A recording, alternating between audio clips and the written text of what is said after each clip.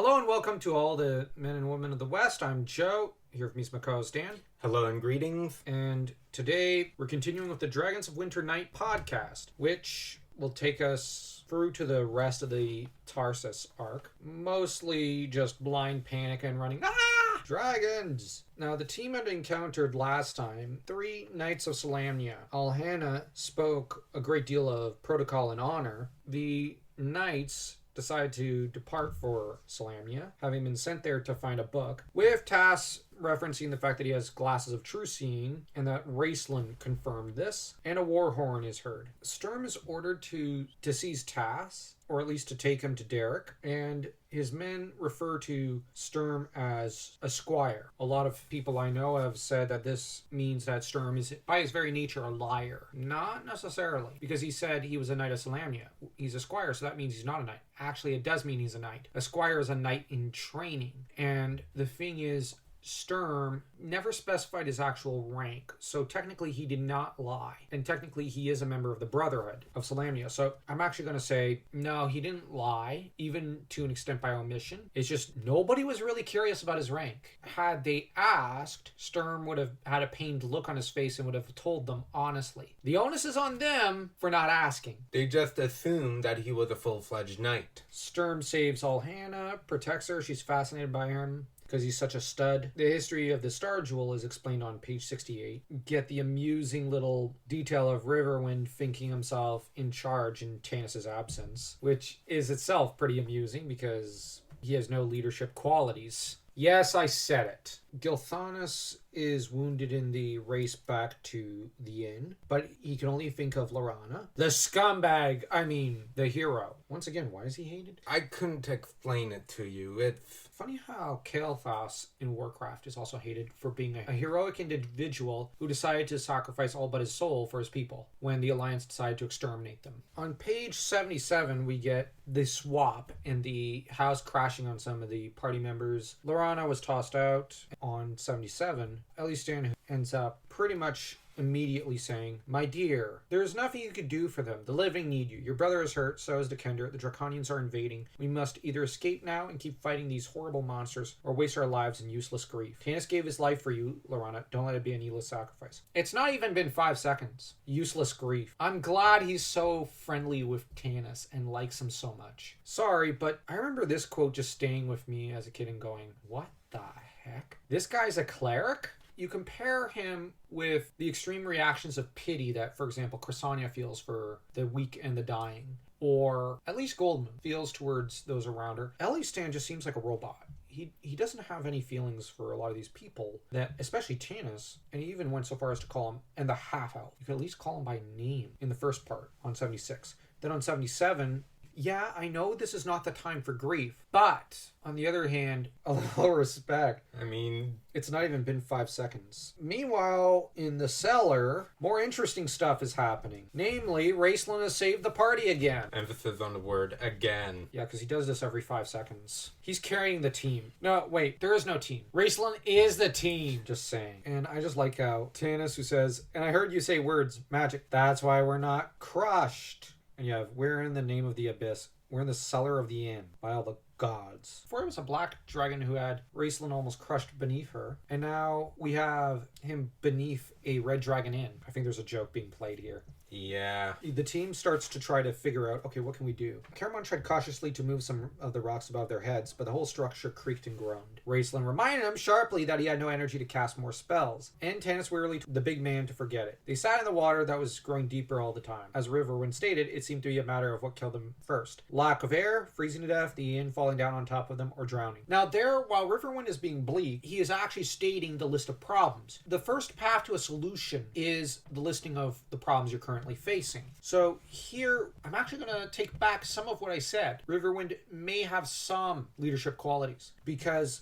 he is pointing out this is the facts that we're currently facing. And the mage has no more magic. Yeah, well, it's taking everything he's got just to keep the inn from crushing them. And you have Tika. "We could shout for help." "Add Draconians to the list, then," Raceland snapped. "They're the only creatures up there liable to hear you." And you have Tika, who is hurt. Caramon, of course, casts a reproachful glance at his brother, puts his arm around Tika so they could snuggle, with Raceland giving them both a look of disgust because he's like, really? You're gonna have a moment now? And I think Raceland's also annoyed with his brother because it's just, that was a really dumb suggestion. And I mean, no offense, but it was. No, actually, I mean every offense. It was a terrible suggestion. So the companions beneath the house are going with the assumption that only Draconians could hear them. And they're being optimistic when I say that they probably suspect or hope that their companions have fled. Otherwise, they're dead. So at which point, there's only Draconians who will hear them. You have, it sounds like some gigantic bird of prey. Whatever it is, it's tearing the Draconians to shreds. You have Caramon gets scared and goes, it's eating all the Draconians and now it's after us. Tika gets scared, of course clutches at his arm. Goldman gasps softly and Riverin looks a little scared. And you have Raistlin, Caramon, shut up. I like how Tanis just goes, okay, we're all scaring ourselves over nothing. He agrees with Race. There are better ways to convince Tika to latch on to you. And of course, it turns out that their hero, or heroine, is actually the great Alhana Starbreeze, who totally should have been made one of the companions, rather than just dumping her in Sylvanesti and saying, done, not dealing with this character anymore. When, she could have probably taken her Griffin back to the other team and joined them so that we could get an actual relationship between her and Sturm rather than what we got, rather than just the two of them not having a relationship. I just think it would have added to the tragedy of Sturm's death because he would have had so much to live for, and yet he basically chose to throw his life away. And of course, the Dragon High Lord, which is Kitiara, comes to the rescue because she wants to get Tanis on her side so she could start dating him again and cheating on him again. Even her boss, Ariakas. And he sleeps around. And also, real quick, I just remembered one lore detail. Toad, the former Few Master, is now the Dragon High Lord of Red Dragons, which is such a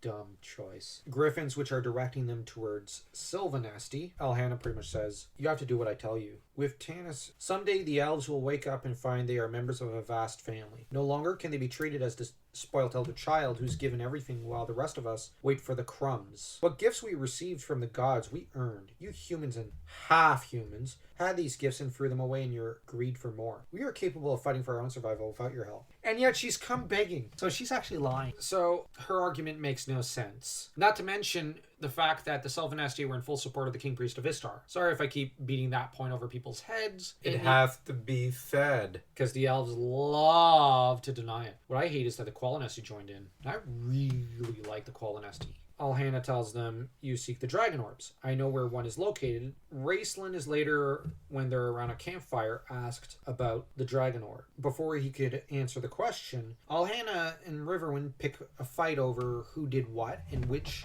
race is superior, humans or elves, which is neither here nor there, nor does it matter, and ultimately the two are just wasting their breath and their time. They both have egos, they're both very vain, and that's the problem. Maybe if she had gone with Sturm later in the book, she could have learned some humility, and that would have been interesting for her character. But she doesn't get an arc, because, no offense, but I don't think Weiss and Hickman were particularly interested in her as a character. She's used more as a plot device than a character, which is a shame because she actually has a pretty interesting personality, and I like that she's the stereotypical elvish princess, but she's a lot smarter and a lot more independent than Lorana, for example. That said, Raceland begins the tale of the Dragon Orbs. During the Age of Dreams, when those of my order were respected and revered upon Krynn, there were 5 towers of high sorcery. When the Second Dragon Wars came, the highest of my order met together in the greatest of the towers, the Tower of Palanthas, and created the Dragon Orbs. Those of the white robes entered the chamber at the top of the tower first, as the silver moon Solinari arose. Then Lunitari appeared in the sky, dripping with blood, and those of the red robes entered. Finally, the black disk, Nuitari, a hole of darkness among the stars, could be seen by those who sought it, and the black robes walked into the chamber. It was a strange moment in history when all enmity between the robes was suppressed. It would come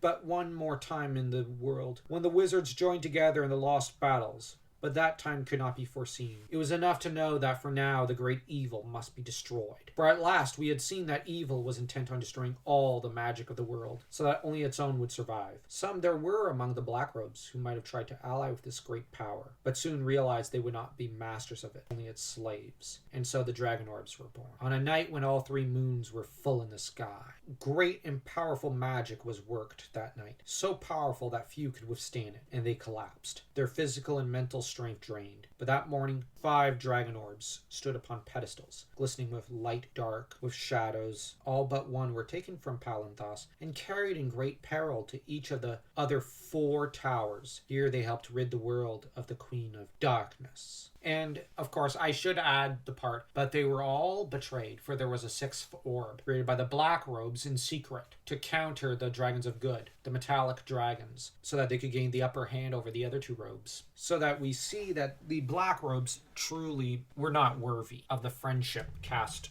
to them by the white and the red robes. But the trouble is that you can't really get rid of the Black Robes, because that would create an imbalance, and that would spiral the world out of its proper place. So basically the red and white robes have to stomach the treacherous, stupid Black Robes. And I say stupid because Takesis keeps saying, join me. They rush over to join her, and then she betrays them time and time again in every conflict in the history of Krynn. So that you really have to ask yourself, how smart are these guys? That said, Tanis presses about the 3 moons because he's focused on that, because he's being dumb right now. 3 moons? What do you mean 3 moons? Okay, he just revealed information about 5 dragon orbs, and you're wondering about moons. This is like saying, we gotta get into the boat and cross the lake. What about the lake? Never mind the lake. Focus on the boat. Yes, but what about the lake? It's water under the bridge. Bridge? What bridge? You know, it's just a saying. Water under the bridge. What bridge? Okay, let's set aside the bridge for a minute. And no.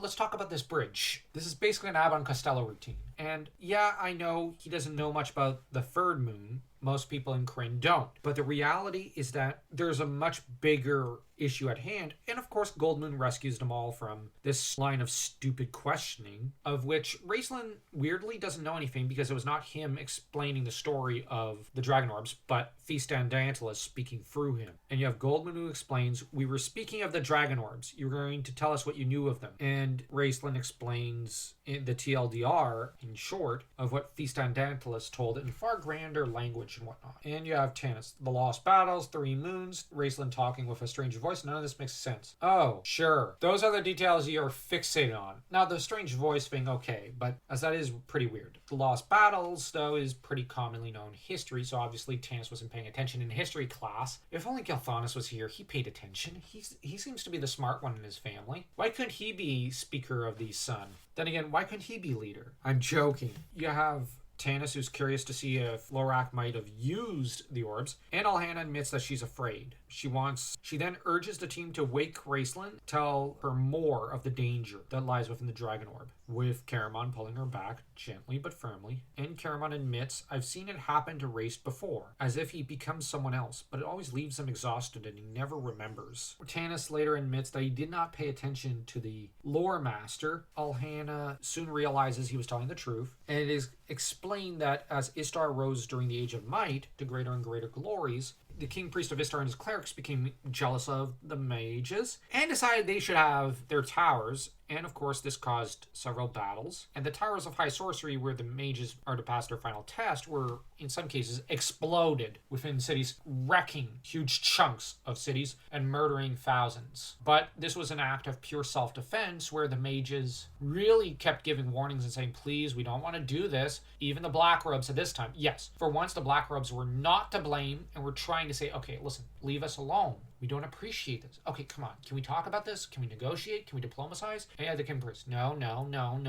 I want my towers. And so did every other nobleman across the land. So that in the end, the mages decided, fine, we'll blow up our towers. Or at least, I think they blew up 2 of them. And the response, this was after the King Priest of Istar had taken the Tower of Istar for himself. The Tower of Palanthas and the Tower of Wayreth were all that was left. Because the mages could have destroyed the towers of Palanthas and Istar, destroying those cities, they, however, were unwilling to push the fighting further, as the mages had kind of felt that maybe they had overreacted. When, I'm going to sound weird here, they didn't. This was essentially people egging them on to basically use an atomic bomb, and they reluctantly did it in self-defense. the maddened crowds would not have listened. They had no other choice but to blow up the towers. Just as victory was within their grasp, they chose to surrender and flee to the Tower of Wayreth. Now, the reason they chose to surrender was because they felt there was a larger battle at stake, and if the mages did destroy Palanthas and Istar, how would other people react? There might be a witch hunt. So, while I say they shouldn't have surrendered, I don't think that exploding the next few towers was going to be the correct answer. If they had held out a little longer, they probably would have won. But the truth is, they didn't have the cojones. And the King Priest of Istar, it's not like he cared about anyone other than himself. So if they blew up the towers, what would he care? Except for the fact that he's in one of them. The trouble with the Tower of Palanthas is that a black robe was possessed by Feastandantilus, jumped off a upper window or an upper part of the tower, and impaled himself through the chest onto one of the gates. As his blood flowed down the gates, he cursed the tower. The shimmering tower of white and red faded to ice gray stone. Now, the thing about the Tower of Palanthas was it was the most beautiful, apparently the most beautiful monument in the world. But this black robe, possessed by Feastandantilus, cursed it so that the master of past and present would be the sole person who could enter it. The tower became deformed and hideous and frightening to look at. Now, this is the first mention in Dragonlance's history of the curse of the Tower of Palanthas. This dark tower is going to cast a looming shadow over the whole story, as the real battle, to an extent, is not for Ansalon or for a continent or a city or between dragons, but it's really a battle over one tower and the dark magics that lurk within, and the title that comes with it, the Master of Past and Present, which is a title that Feastandantilus hungrily desires, but he is but the Master of the Past, so that Raistlin will seek the title of Master of Past and Present, because when he claims the tower for his own, he becomes the Master of the Present, so he must go to the past to conquer the past and become Master of the Past. Yeah, spoiler alert on that one, but it's been like 40 years since the books were published, so whatever. That said, it's mentioned that Lorak had passed the test of high sorcery in Istar and ended up finding the dragon orb within the test and took it to Sylvanesti after the dragon orb had spoken to him, explaining to him that it wanted to leave for Sylvanesti and that it did not wish to perish in Istar. The trouble is, Lorak was never able to properly master it as he was weak and weak-willed. The companions end up flying a bit further until they come across, of course, the forest, where Alhana gets excited, goes to plunge into the woods against all wisdom, with Tanis shaken and frightened and unsure if all had gone as well as she hopes. But I do like the joke from Caramon before she leaves. If this land is under control of dragons, I'm a gully dwarf. Indeed you are, Caramon. I'm kidding. No. Caramon's actually pretty smart. He's not a gully dwarf. Except when Tika's in the room. Okay, when any hot chick enters the room, he's a bit dumb, because he thinks with little Caramon when he shouldn't. That aside, Raistlin behaves weirdly and stares at the forest a little more intently than he normally does at things. He ends up saying that when he's asked what he sees, it is like an impenetrable fog, a blank wall. I see nothing, sense nothing. But he's lying. But we don't know what he actually sees. Or is it that he's telling the truth, but Tanis is being paranoid about Raistlin again? Because it's surprising how often Raistlin does tell the truth to the companions and how often they don't believe him. And then later, when what he says turns out to be true, him crowing, I told you so. Yeah, he does that a few times. And you have Raistlin who comments, so this is the Dragon Orb of Istar. And he sighs longingly. Yeah, I trust him with it. Ironically, he's actually the most trustworthy person on the planet with it. The problem is that it's not always a comforting thought. But on the other hand, it is comforting given that he's at least semi-trustworthy with it. The problem is they're swept along in a weird dream. The weird Dragon Orb dream phase where the other team is brought in because they have the Star Gem with them, because that connects Alhana and Sturm's souls together, which, interesting bit of lore. The trouble is that Tanis embraces Laurana. They have a moment, misshapen beasts with elvish warriors who are seemingly undead with no eyes glittering in the hollow sockets of their faces coming along, which is pretty scary. That's daunting. Caramon battles a wolf with snakes growing out of it, which is pretty creepy imagery. And Raistlin tries to do battle and starts to struggle. Goldmoon, of course, kneels to heal Caramon. The dreadful wound, while it closes, blood still seeps out from it, which is pretty weird. And so she's basically made useless here. Not her fault. Not her fault. It's just that the gods can't reach her. So there's only a thin tendril of them connecting to her. And on the other hand, I think her faith is not enough. She does not have enough faith to call upon the gods here. A part of her doubts. And so, because I'm of the opinion that if she truly held fast to her faith, it doesn't matter where she is. Look at Corsania. She was in the Abyss, and she could call upon Paladin's light and power for a good chunk of the journey through the Abyss. That should tell you something. So that means that no Dragon Orb could completely block her from Mishakal. The trouble is that it's not on Mishakal here, but on Goldmoon when it comes to not being enough. Raistlin, in desperation for his brother, begs for help from Feast on Dauntless and decides to sell a little more to Feast on Dauntless, and his robes become black. And Raistlin says, I accept this with the understanding that this future can be changed. He begins to lead the way through and easily begins to slap aside the monsters and beasts and undead summoned in the dream by the Dragon Orb. You have Sturm, of course, who gets sanctimonious because that's his way. With Raistlin pretty much trying to save his friends, of course, because that's in his nature. But I just like how Sturm, I always knew it would come to this. I will die before I place myself under your protection, Raistlin. I love Sturm, even though he's such a moron here. And you have Raistlin who just says, let him go. And Raistlin who explains this is just a dream, and it's a horrible one. And that it's Lorwak's nightmares made not exactly real, but it's just there, and that visions of the future can arise to help or hinder them, and that death exists only in their minds, unless they believe otherwise. And Tanis ends up asking, then why can't we wake up? Because Lorak's belief in the dream is too strong and your belief too weak. When you are firmly convinced, beyond doubt, that this is a dream, you will return to reality. And you have Tanis, if this is true, and you're convinced it is a dream, why don't you awaken? Perhaps, Raistlin said, smiling, I choose not to. Dun,